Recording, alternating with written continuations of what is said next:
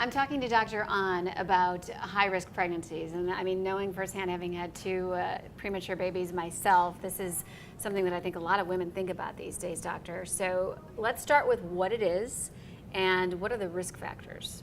So high-risk pregnancy deals with patients who may have a medical problem such as diabetes or high blood pressure, or certainly high risk like preterm labor, or even a baby who was diagnosed with a congenital heart defect or a birth defect. Okay. In my mind, I feel like women are having children later and later these days because of careers and other things. Do you think that attributes to any of this?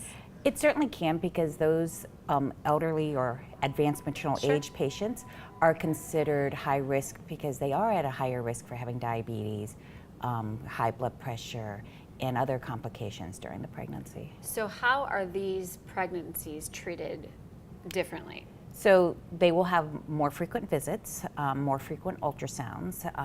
They do testing for the baby around 32 weeks or the 8th month of pregnancy. If you have preterm labor, they will have frequent cervical evaluations.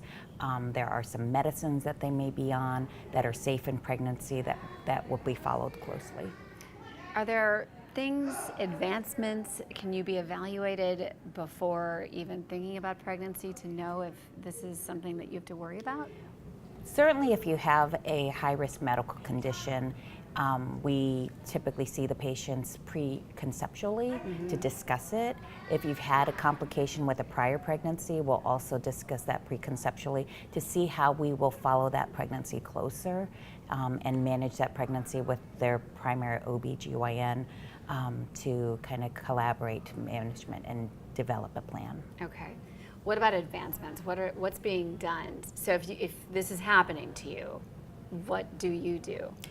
We'll actually offer genetic counseling, especially if you're advanced maternal age. There are new cell-free DNA testing that can be done that are more advanced than just an amniocentesis. Sure. We have in utero fetal treatment for people who have like a neural tube defect. They can actually fix that prior to even being born. Yeah. So there's a lot of new advancements that can help that patient get through that pregnancy. And I just remember, I mean, if I could just talk one-on-one with you, being so stressed, which is the worst thing for you. Yes. So do you have any recommendations just for the patient? Anytime you've had a complication, your subsequent pregnancy, you're going to have anxiety and depression. We have like 30 to 40% of our patients have that.